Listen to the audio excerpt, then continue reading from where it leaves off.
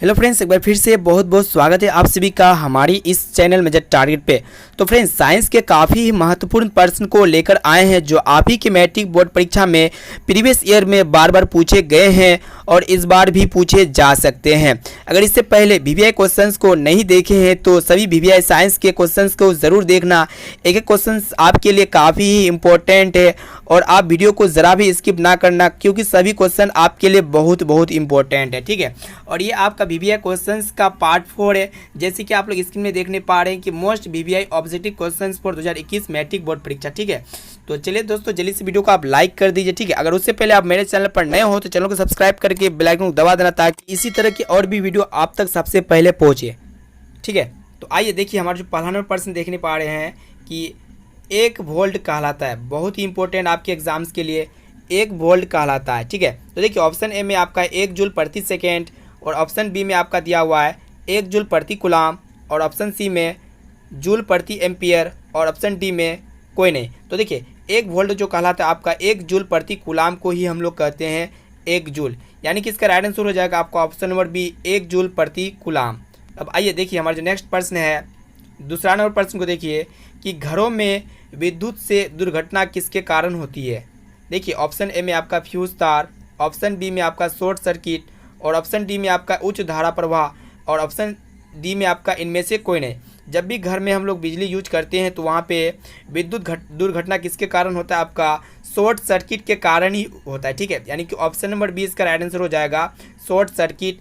अब आइए देखिए हमारा जो तीसरा नंबर प्रश्न है, फॉलोइंग के वाम हस्त नियम में अंगूठा किसकी दिशा को संकेत करता है।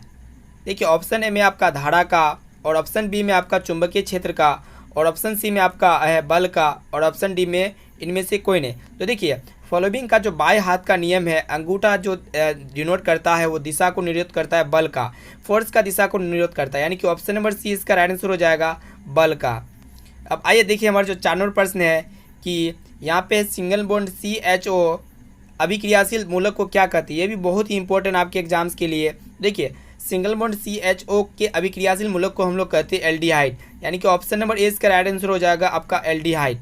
अब आइए देखिए हमारा जो नेक्स्ट प्रश्न है कि इथाइल अल्कोहल का अणुसूत्र है। तो इथाइल अल्कोहल का जो अणुसूत्र होता है आपका C2H5OH होता है, यानी कि ऑप्शन नंबर 20 का राइट आंसर हो जाएगा C2H5OH, है ना। अब आइए देखिए नेक्स्ट प्रश्न देखिए कि आधुनिक आवर्त सारणी में 36 कतारों की संख्या है।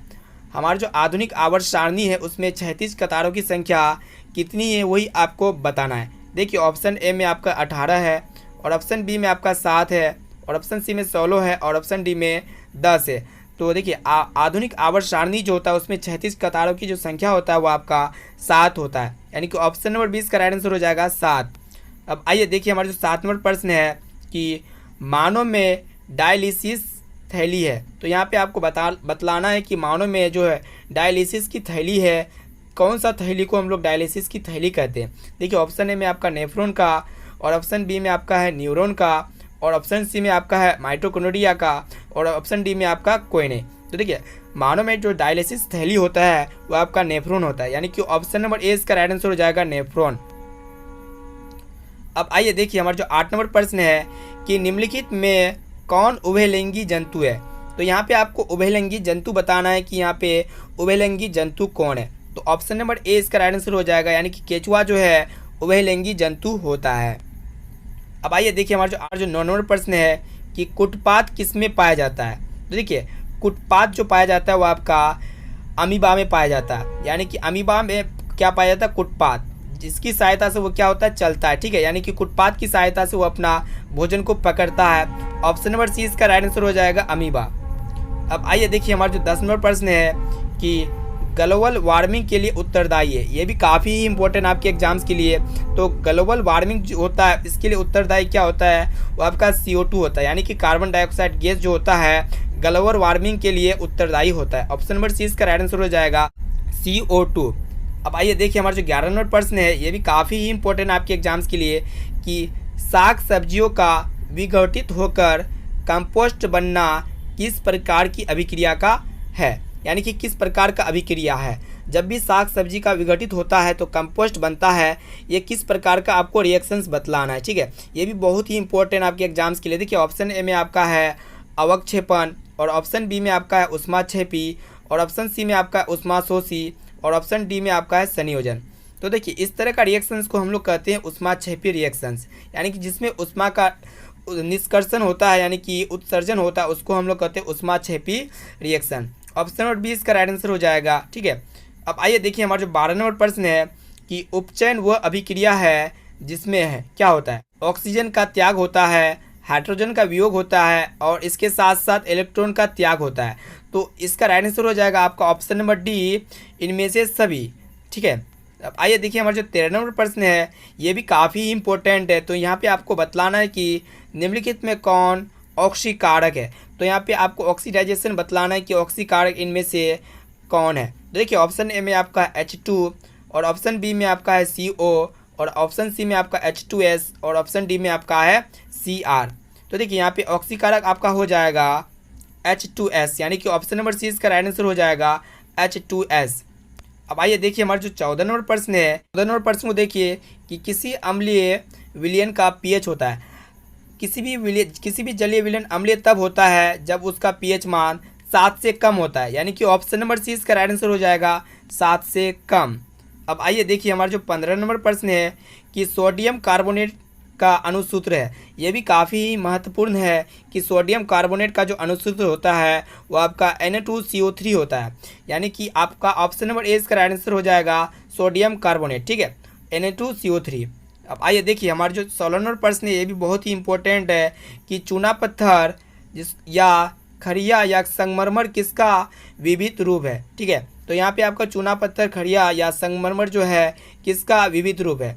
आप देखिए ऑप्शन ए में आपका दिया हुआ है Na2CO2 के, और ऑप्शन बी में आपका दिया हुआ है NaOH के, और ऑप्शन सी में आपका दिया हुआ है CaOH2 के, और ऑप्शन डी में आपका दिया हुआ है CaCO3 के। तो इसका राइट आंसर हो जाएगा आपका CaCO3, यानी कि कैल्शियम कार्बोनेट का है चूना पत्थर, खड़िया और संगमरमर विविध का रूप है, यानी कि ऑप्शन नंबर डी इसका राइट आंसर हो जाएगा CaCO3।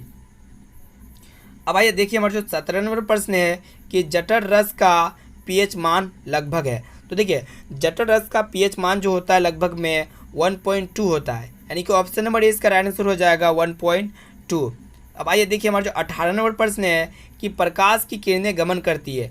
तो ये बहुत ही सिंपल प्रश्न है, इसका आंसर आप लोग कमेंट बॉक्स में ज़रूर बताइए कि प्रकाश की किरणें जो है गमन करती है सीधी रेखा में, या फिर टेढ़ी रेखा में, या फिर किसी भी दिशा में नहीं, या फिर इनमें से कोई नहीं। तो इसका आंसर आप लोग ज़रूर बताइए कमेंट बॉक्स में। अब आइए देखिए हमारा जो 19 नंबर प्रश्न है कि सर्च लाइट का परावर्तक सतह होता है। तो ये भी बहुत ही महत्वपूर्ण प्रश्न है और बहुत ही बार पूछे भी गए कि ऑप्शन ए में आपका उत्तल है, और ऑप्शन बी में आपका अवतल है, और ऑप्शन सी में आपका दिया हुआ है समतल, और ऑप्शन डी में देखने पा रहे इनमें से कोई नहीं। तो इसका राइट आंसर की बात कहा जाए तो सर्च लाइट का जो परावर्तक सतह होता है वो आपका होता है अवतल, यानी कि ऑप्शन नंबर 20 का राइट आंसर हो जाएगा। वीडियो को आपको आधा अधूरा छोड़कर नहीं जाना है, नहीं तो आपसे ऑब्जेक्टिव क्वेश्चन आपसे छूट जाएगा। अब आइए देखिए हमारा जो नेक्स्ट प्रश्न है, हमारा देखिए 20 नंबर जो प्रश्न है कि निर्वात में प्रकाश की चाल क्या होती है। ये भी बहुत ही इंपॉर्टेंट प्रश्न आपके एग्जाम्स के लिए। तो देखिए निर्वात में जो प्रकाश की चाल होती है वो आपका 3 × 10⁸ मीटर प्रति सेकेंड होता है, यानी कि ऑप्शन नंबर ए इसका राइट आंसर हो जाएगा 3 × 10⁸ मीटर प्रति सेकेंड। ठीक है, ये आपका राइट आंसर हो जाएगा ऑप्शन नंबर ए कि 3 × 10⁸ मीटर प्रति सेकेंड जो होता है वो आपका निर्वात में प्रकाश की चाल होता है। अब आइए देखिए हमारा जो 21 नंबर प्रश्न है कि मानव नेत्र में किस प्रकार का लेंस पाया जाता है। ये भी बहुत ही इंपॉर्टेंट क्वेश्चन है। तो देखिए मानव नेत्र जो होता है, हमारा जो आँख होता है, मनुष्य का जो आँख होता है उसमें हमेशा उत्तल लेंस पाया जाता है, यानी कि ऑप्शन नंबर ए इसका राइट आंसर हो जाएगा उत्तल लेंस। अब आइए देखिए हमारा जो 22 नंबर प्रश्न है कि मानव नेत्र में जिस भाग पर प्रतिबिंब बनाता है वह है। तो देखिए मानव नेत्र पर जिस भाग पर प्रतिबिंब बनता है, जहाँ पे इमेज बनता है, तो वह क्या है। तो देखिए ऑप्शन ए में आपका है कॉर्निया, और ऑप्शन बी में आपका परितारिका, और ऑप्शन सी में आपका दिया हुआ है पुतली, और ऑप्शन डी में आपका है दृष्टिपटल। ठीक है, तो दोस्तों आपको बता दें कि मानव नेत्र जो होता है उसमें जो प्रतिबिंब बनता है वो आपका दृष्टिपटल में बनता है। जिसको हम लोग कहते हैं रेटिना या फिर दृष्टिपटल। तो इसका राइट आंसर हो जाएगा आपका ऑप्शन नंबर डी। अब आइए देखिए हमारा जो नेक्स्ट प्रश्न है 23 नंबर प्रश्न है, ये भी बहुत ही इंपॉर्टेंट प्रश्न है कि सामान्य नेत्र का दूर बिंदु है, ये भी बहुत ही इंपॉर्टेंट है। तो सामान्य नेत्र का जो दूर बिंदु होता है वो आपका 25 सेंटीमीटर होता है, यानी कि ऑप्शन नंबर ए इसका राइट आंसर हो जाएगा 25 सेंटीमीटर। अब आइए देखिए हमारा जो 24 नंबर प्रश्न है कि ऊर्जा का एसआई मात्रक होता है, ये भी बहुत ही इंपॉर्टेंट है, ठीक है, और बहुत ही बार पूछे भी गए हैं कि ऊर्जा का जो एसआई मात्रक होता है वो आपका क्या होता है। तो देखिए ऊर्जा का जो एसआई मात्रक होता है वो आपका जूल होता है, यानी कि ऑप्शन नंबर 20 का राइट आंसर हो जाएगा जूल। अब आइए देखिए हमारा जो 25 नंबर प्रश्न है कि निम्न में से किसका अर्थ जल है। तो देखिए किसका अर्थ जो होता है वो आपका जल होता है। ऑप्शन ए में दिया हुआ है आपका पेट्रो, और ऑप्शन बी में आपका दिया हुआ है टर्बो, और ऑप्शन सी में आपका दिया हुआ है नाइट्रो, और ऑप्शन डी में आपका दिया हुआ है हाइड्रो। तो देखिए हाइड्रो का मतलब क्या होता है, जल होता है, यानी कि वाटर होता है। ऑप्शन नंबर डी इसका राइट आंसर हो जाएगा हाइड्रो। अब आइए देखिए हमारा जो 26 नंबर प्रश्न है कि विद्युत धारा का एसआई मात्रक है, ये भी बहुत ही इंपॉर्टेंट है। तो देखिए विद्युत धारा जो होता है इलेक्ट्रिक करंट, उसका एसआई यूनिट क्या होता है। तो देखिए ऑप्शन ए में आपका है वोल्ट, और ऑप्शन बी में आपका है कूलम, और ऑप्शन सी में आपका है वॉट, और ऑप्शन डी में आपका एम्पियर। तो देखिए विद्युत धारा का एसआई मात्रक होता है एम्पियर, यानी कि ऑप्शन नंबर डी इसका राइट आंसर हो जाएगा एम्पियर। अब आइए देखिए हमारा जो 27 नंबर प्रश्न है कि लोहा से जिंक लेपित करने की क्रिया को कहते हैं, ये भी आपके लिए बहुत इंपॉर्टेंट है, ठीक है, और बहुत ही बार पूछे भी गया आपके एग्जाम्स में कि लोहा से जिंक लेपित करने की क्रिया को क्या कहते हैं। गैल्वेनीकरण, यानी कि ऑप्शन नंबर 20 का राइट आंसर हो जाएगा गैल्वेनीकरण। अब आइए देखिए हमारा जो 28 नंबर प्रश्न है, ये भी मोस्ट इम्पोर्टेंट है कि निम्नलिखित में कौन आयनिक यौगिक है। तो यहाँ पे आपको आयनिक कंपाउंड देखना है कि इनमें से कौन जो है आयनिक कंपाउंड है। तो देखिए यहाँ पे आपका KCl जो है, पोटेशियम क्लोराइड जो है आपका आयनिक यौगिक है, यानी कि ऑप्शन नंबर सी इसका राइट आंसर हो जाएगा KCl।